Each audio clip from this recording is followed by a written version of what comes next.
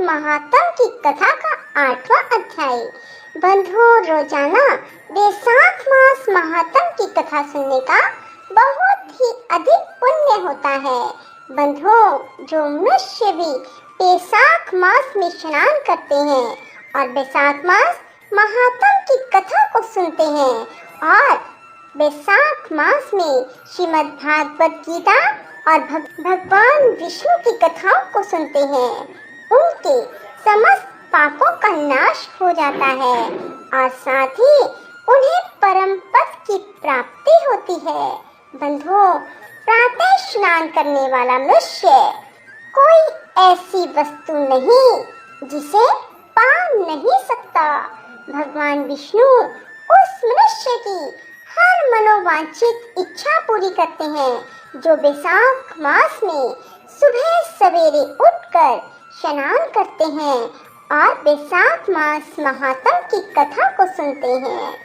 बंधुओं, पद्म पुराण में कहा गया है कि कौन सी ऐसी अत्यंत दुर्लभ वस्तु है जो वैशाख के स्नान और विधि पूर्वक भगवान के पूजन से नहीं प्राप्त हो सकती। जिन्होंने दान, होम, जप, तीर्थ में प्राण त्याग, संपूर्ण पापों का नाश करने वाले भगवान श्री नारायण का ध्यान नहीं किया, उन मनुष्यों का जन्म इस संसार में व्यर्थ ही समझना चाहिए।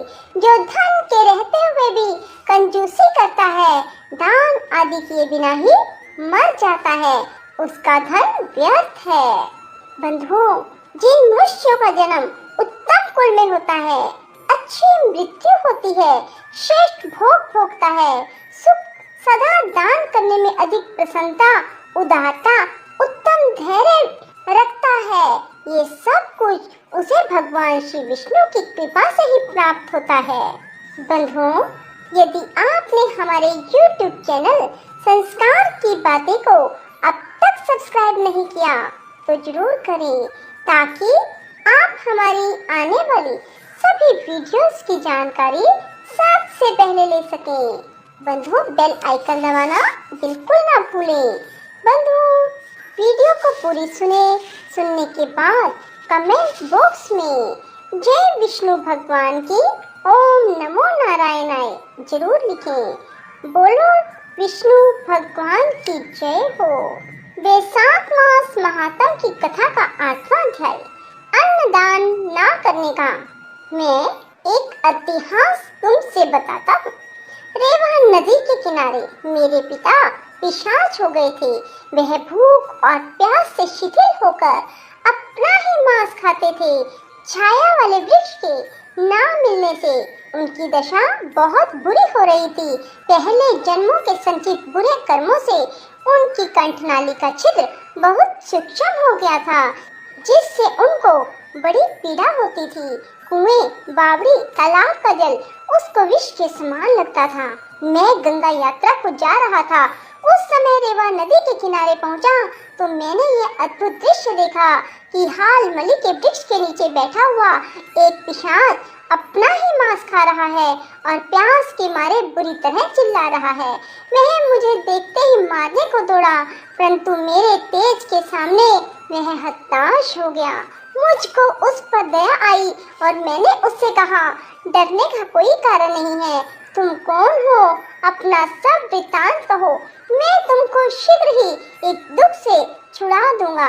वह नहीं जानता था कि मैं उसका पुत्र हूँ। वह कहने लगा, अनर्त देश में भुवराखत नामक एक नगर था। उसमें मैं संस्कृत गोत्र में उत्पन्न हुआ और मित्र मेरा नाम था। तप, दान और यज्ञ में मेरी बड़ी श्रद्धा थी। मैंने संपूर्ण विद्या पढ़ी और पढ़ाई, परंतु मैंने वैशाख मास में कभी अन्नदान नहीं किया। मेरे विचार में इसी कारण मुझको यह पिशाच योनि मिली और कोई कारण दिखाई नहीं देता। मेरा पुत्र शुक्रदेव नामक बड़ा विद्वान और धर्मात्मा था। तुम उससे जाकर कह देना कि तुम्हारा पिता वैशाख में दान ना देने के कारण पिशाच योनि में पड़ा हुआ रेवा नदी के किनारे बैठा हुआ अपना ही मांस खा रहा है। यह बात मैंने तुमसे कही है, यदि तुम मेरे पुत्र से जाकर कहोगे तो बड़ी कृपा होगी। मैं अपने पिता की यह बात सुनकर दुख के कारण रोता हुआ उनके पैरों में पड़ गया और कहने लगा, पिताजी, मैं तुम्हारा पुत्र हूँ, दैव योग से यहाँ आ गया हूँ। अब आप मुझको आज्ञा दीजिए, मैं वही कार्य करूँगा जिससे आपका यह दुख दूर हो। तब वह बड़ी प्रसन्नता के साथ कहने लगे, यात्रा करके शीघ्र घर जाओ और मेष संक्रांति में स्नान आदि करके भगवान विष्णु के निमित्त अन्न आदि किसी श्रेष्ठ ब्राह्मण को दान दो, जिससे सकटों मेरी मुक्ति हो जाएगी। मैंने तीर्थ यात्रा करके घर आ वैशाख के मास में अन्न दान किया। तब मेरे पिता पिशाच योनि से मुक्त हो मुझको आशीर्वाद देते हुए विमान में बैठकर वैकुंठ लोक को गए। सो हे राजन, मैंने तुमसे धर्म का यह सारभूत कहा। अब तुम्हारी और क्या सुनने की इच्छा है? बोलो श्री विष्णु भगवान की जय हो।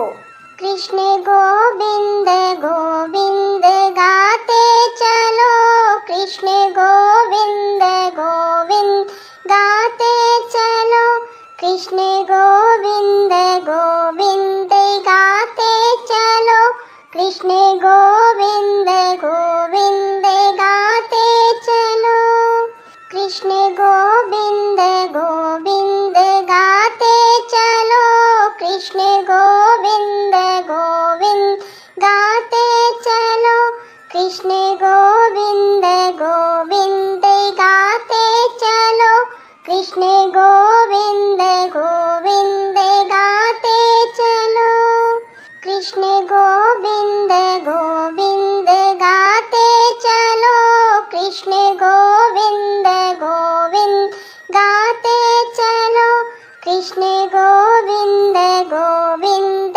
गाते चलो, कृष्ण गोविंद गोविंद गाते चलो, कृष्ण गो